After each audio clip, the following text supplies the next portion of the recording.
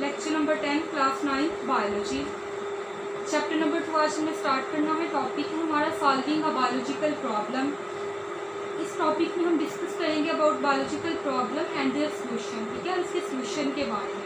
तो first of all हम देख लेते हैं कि बायोलॉजिकल प्रॉब्लम्स क्या होती हैं। बेसिकली लिविंग ऑर्गेनिज्म से रिलेटेड जितनी भी प्रॉब्लम्स होती हैं उन्हें हम बायोलॉजिकल प्रॉब्लम कहते हैं। फॉर एग्जाम्पल अगर किसी पर्सन को या किसी एनिमल को कोई डिजीज़ है, ठीक है, तो हम क्या कहेंगे, that is a biological problem. Living organism से रिलेटेड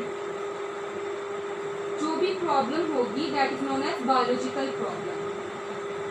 हमने बेसिकली स्टडी करना है सॉल्विंग, यानी कि सोल्यूशन क्या है बायोलॉजिकल प्रॉब्लम का, किस तरह से उन्हें सॉल्व किया जा सकता है, किस तरह से उनसे जो है छुटकारा हासिल किया जा सकता है, उनका हल क्या है।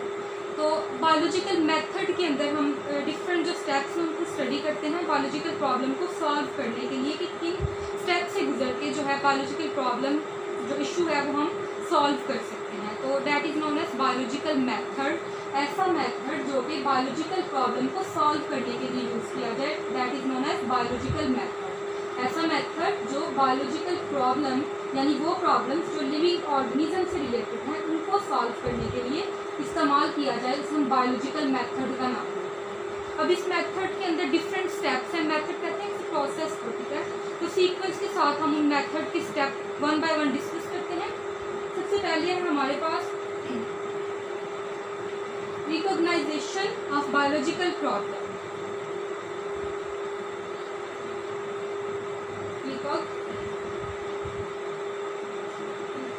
ऑफ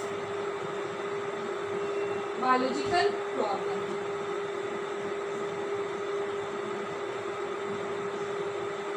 सेकंड स्टेप आ जाता है हमारे पास ऑब्जर्वेशन।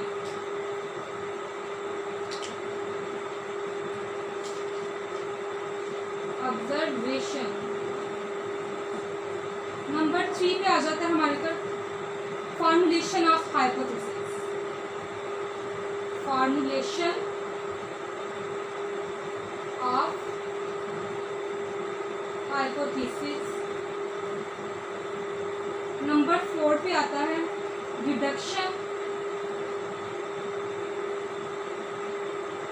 नंबर 5 पे एक्सपेरिमेंटेशन।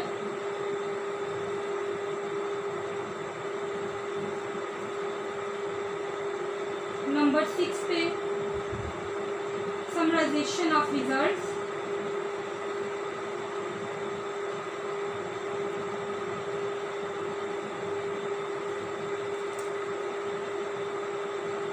नंबर 7 पे रिपोर्टिंग ऑफ रिजल्ट।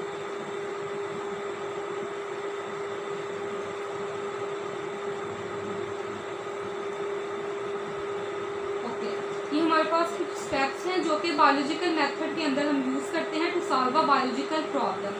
सबसे पहले है रिकॉग्नाइजेशन ऑफ बायोलॉजिकल प्रॉब्लम, कि बायोलॉजिकल प्रॉब्लम को रिकॉग्नाइज करना, उसकी पहचान करना कि ये आया कि ये बायोलॉजिकल प्रॉब्लम है भी है कि नहीं। यानी कि जहाँ पे कोई प्रॉब्लम क्रिएट होती है सबसे पहले हम उसको आइडेंटिफाई करते हैं कि क्या ये बायोलॉजिकल प्रॉब्लम है, लिविंग ऑर्गेनिज्म से रिलेटेड है।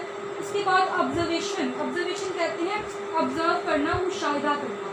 फिर उसमें मुशाहिदा करते हैं। ऑब्जर्वेशन जो है 5 सेंसेस के थ्रू की जाती है, ठीक है। 5 सेंसेस को यूज़ करते हुए vision, hearing, smell, taste and touch को हम ऑब्जर्वेशन मुशाहिदा करते हैं उस चीज़ का, ठीक है।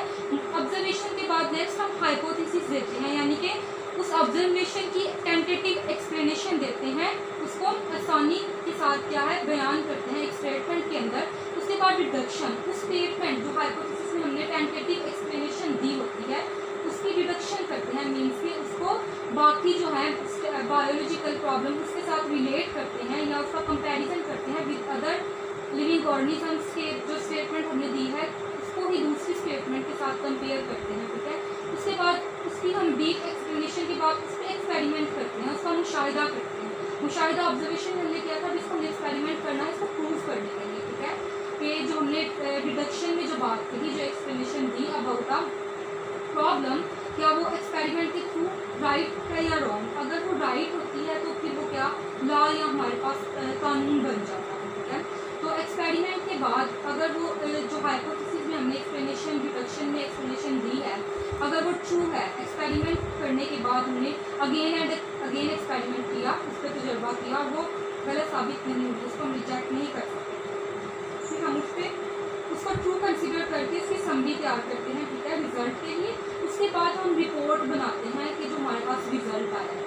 तो बेसिकली ये वो स्टेप्स हैं जिससे गुजर के बायोलॉजिकल प्रॉब्लम को सॉल्व किया जाता है। पहले बायोलॉजिकल प्रॉब्लम की पहचान, उसके बाद उसके ऊपर मुशाहिदा, फिर उसकी एक स्टेटमेंट आती है। उस स्टेटमेंट को हम डीपली एक्सप्लेन करते हैं विद अदर स्टेटमेंट्स, ठीक है, कंपैरिजन करके कंट्रास्ट जो है एक्सप्लेनेशन देते हैं। उसके बाद हम उसके ऊपर एक्सपेरिमेंट्स करते हैं, तजुर्बा करते हैं। अगर वो राइट है, अगर रॉन्ग है तो वहीं पे रिजेक्ट करेंगे, ठीक है। आगे से जो 2 स्टेप है वो उसके कंटिन्यू ही नहीं होते। अगर वो ट्रू है, एक्सपेरिमेंट के थ्रू जो है हमने जो बयान दिया, जो एक्सप्लेनेशन दी, वो साइंटिफिकली एक्सपेरिमेंटेशन के थ्रू ट्रू है, देन हम समराइजेशन, उसकी समरी तैयार करते हैं। उसके बाद उसका रिजल्ट देते हैं इन फॉर्म ऑफ रिपोर्ट, और फिर उसको हमारे तक पहुँचाया जाता है कि हम इसको स्टडी करें। तो बेसिकली हमारे पास स्टेप थे जिसके अंदर हम बायोलॉजिकल मेथड को देखते हैं। तो अभी स्टेप को हमने 1 बाय 1 जो है एक्सप्लेन करना है डीपली। तो सबसे पहले हमारे पास क्या था, रिकग्नाइजेशन ऑफ बायोलॉजिकल प्रॉब्लम। ये बायोलॉजिकल प्रॉब्लम की पहचान के हमने देखना होता है। बेसिकली स्टेप में हमारे पास क्या होता है कि हमारे पास अगर कोई प्रॉब्लम आई है, ठीक है, तो हम उसका इनकाउंटर करते हैं ये देखने के लिए क्या ये वाकई बायोलॉजिकल प्रॉब्लम है। तो इस स्टेप में जस्ट हम रिकॉग्नाइज करते हैं, बायोलॉजिस्ट जो हैं वो रिकॉग्नाइज करते हैं, ये देखते हैं कि जो प्रॉब्लम है जिसका वो सोल्यूशन ढूंढ रहे हैं, जिसका बायोलॉजिकल मेथड जो है जिसको प्रोवाइड कर रहे हैं, उसका मेथड निकाल रहे हैं सोल्यूशन के लिए, क्या वो वाकई बायोलॉजिकल प्रॉब्लम है कि नहीं है। सेकंड स्टेप आ जाता है हमारे पास ऑब्जर्वेशंस। ऑब्जर्वेशंस कहते हैं मुशाहिदा करना। अब ऑब्जर्वेशन हमने कहा अभी कि हम ऑब्जर्व करते हैं चीज़ों को थ्रू देयर आवर 5 सेंसेस। अपनी 5 सेंसेस को यूज़ करते हुए हम ऑब्जर्व करेंगे जो हमारे पास प्रॉब्लम, बायोलॉजिकल प्रॉब्लम आई है, ठीक है, उसको हम ऑब्जर्वेशन करेंगे उसकी थ्रू आवर 5 सेंसेस। और इस 5 सेंसेस में क्या आ जाता है, wear, hearing, smell, test,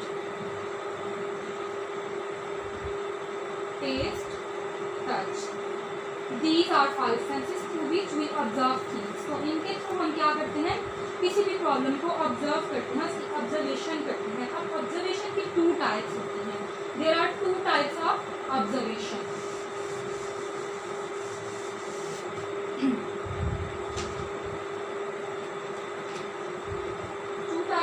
number 1 पे हमारे पास क्वांटिटेटिव ऑब्जर्वेशन, क्वांटिटेटिव, और नंबर 2 क्वालिटेटिव। इनको देखते हैं कि इनमें क्या डिफरेंस है। क्वांटिटेटिव के नेम से पता चल रहा है ऐसी ऑब्जर्वेशन जिसको हम क्वांटिटी, यानी जिसमें हम क्वांटिटी को स्टडी करें। क्वांटिटी कहते हैं मिकदार को। अब इसकी एग्जांपल सिंपली है, फॉर एग्जांपल आप किसी शॉपकीपर के पास जाते हैं, आपने क्या उससे पानी की बोतल परचेज की, तो आप पहले देख लेते हैं, उससे पूछते हैं क्या ये लीटर की है, 1 लीटर की है, 2 लीटर की है। तो आप इसकी क्वांटिटी जो है वो देखते हैं, क्वांटिटी को आप चेक कर रहे हैं। उसके बाद आप देखते हैं कि ये कोल्ड है या हॉट है, गर्म है या ठंडी है, तो दैट इज इट्स क्वालिटी, उसकी क्वालिटी है। क्वालिटी कहते हैं उसकी खासियत, और क्वांटिटी क्या है, मिकदार। तो हमारे पास ऑब्जर्वेशन की 2 टाइप्स होती हैं। बायोलॉजिकल प्रॉब्लम को जब हम सॉल्व करते हैं, जिसमें जो हमारे पास ऑब्जर्वेशन आती है उसकी बेस या क्वांटिटेटिव होगी। क्वांटिटी की बेस पे फॉर एग्जांपल अगर हम कहें कि freezing point of water is colder than boiling point, freezing point of water is colder than boiling point, तो ये हमारे पास क्या है, क्वालिटेटिव। इसको हम इस साइड पे लिखेंगे, क्वालिटेटिव वाली साइड पे, क्योंकि हम इसमें क्वांटिटी की बात तो नहीं कर रहे। Freezing point of water is colder than boiling point, ये हमने क्वालिटी बताई। अब इसी को अगर हम क्वांटिटेटिव में देखें तो हम ये कहेंगे कि हमारे पास जो फ्रीजिंग पॉइंट है वाटर का डेट इज 0 डिग्री सेल्सियस, और जो हमारे पास बॉइलिंग पॉइंट है डेट इज 100 डिग्री सेल्सियस। तो ये हमने क्वांटिटी में बात की और इसको हमने स्टेटमेंट की फॉर्म में दिया। ये हमारी क्वालिटेटिव ऑब्जर्वेशन थी कि हमने कहा कि फ्रीजिंग पॉइंट जो है पानी का वो ज़्यादा होता है बॉइलिंग पॉइंट से, ठीक है, कोल्डर होता है, फ्रीजिंग पॉइंट कोल्डर है बॉइलिंग पॉइंट से पानी के। और इसी को हम जब क्वांटिटेटिव में लिखा तो हमने क्या बता दिया कि वाटर का जो बॉइलिंग पॉइंट है वो 100 डिग्री सेल्सियस है, और जो फ्रीजिंग पॉइंट है डेट इज 0 डिग्री सेल्सियस। तो ये हमारे पास क्वांटिटेटिव मिकदार में हमने बात की है, क्वालिटेटिव उसकी क्वांटिटी को देखा।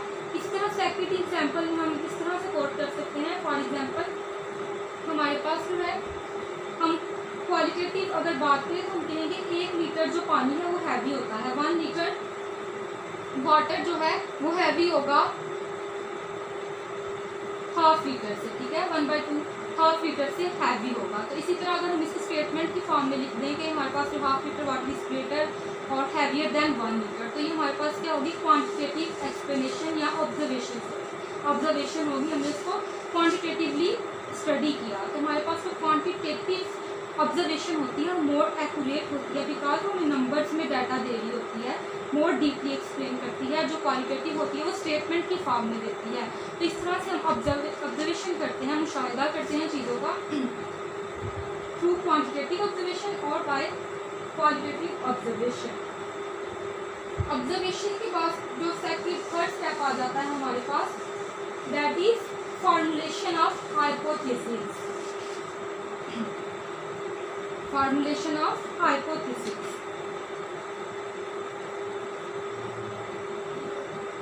Formulation of hypothesis. अब देखते हैं हाइपोथेसिस क्या होता है। अभी हमने क्या किया, रिकॉग्नाइज किया बायोलॉजिकल प्रॉब्लम को, उसकी हमने ऑब्जर्वेशन की, ठीक है। ऑब्जर्वेशन के बाद क्या होता है हाइपोथेसिस, उसमें हम क्या करेंगे कि जो ऑब्जर्व हमने चीज़ की है उसकी टेंटेटिव एक्सप्लेनेशन को हम हाइपोथेसिस का नेम देते हैं।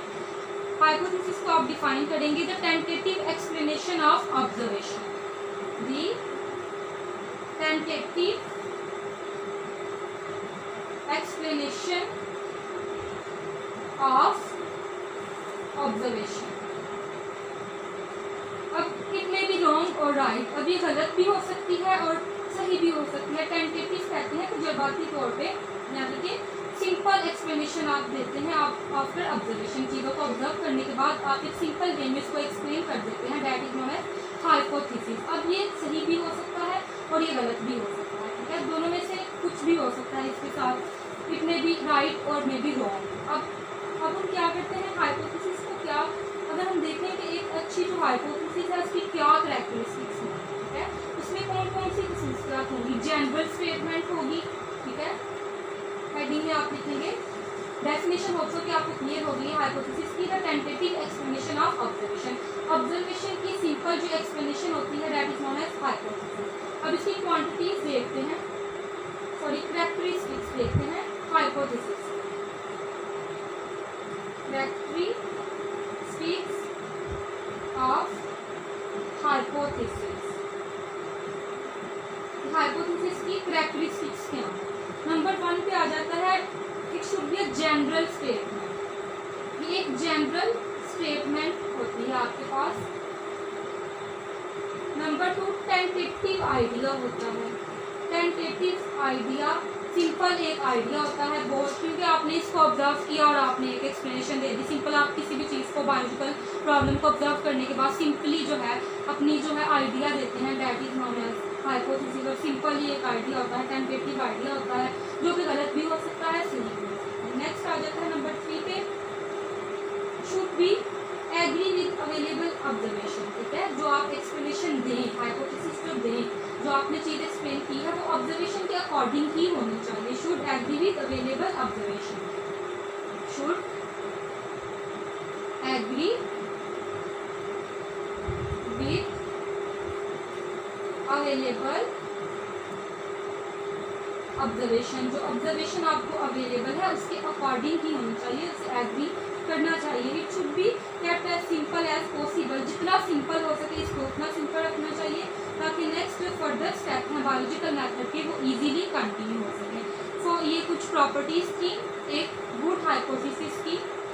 अभी तक हमने डिस्कस किया 3 स्टेप को बायोलॉजिकल मेथड के, रिकॉग्नाइजेशन ऑफ बायोलॉजिकल प्रॉब्लम के, बायोलॉजिकल प्रॉब्लम को हम रिकॉग्नाइज कैसे करते हैं, उसके बाद ऑब्जर्वेशन 5 सेंसेस के थ्रू करते हैं, और ऑब्जर्वेशन 2 टाइप्स की होती है, क्वालिटेटिव एंड क्वांटिटेटिव। नेक्स्ट हम ऑब्जर्वेशन को एक सिंपल वे में एक्सप्लेन कर देते हैं, उसको हम टेंटेटिव एक्सप्लेनेशन का नाम देते हैं, एक स्टेटमेंट देते हैं, that is known as observation, जिसे हाइपोथेसिस कहते हैं, sorry tentative explanation of observation is known as hypothesis. और गुड हाइपोथेसिस की क्या कैरेक्टरिस्टिक्स होती हैं, it should be a general statement, it should be a tentative idea, एक टेंटेटिव आइडिया होना चाहिए, should agree with available observation, जो observation आपको गिवन है उसके साथ जो है एग्री करना चाहिए इसको, सिंपल और पॉसिबल होनी चाहिए, ठीक है। तो ये हमारे पास 3 स्टेप थे बायोलॉजिकल मेथड के, होप्स हो कि ये आपको क्लियर हो गए होंगे। नेक्स्ट लेक्चर में हम इंशाल्लाह जो फर्दर स्टेप्स हैं उनको डिस्कस करेंगे।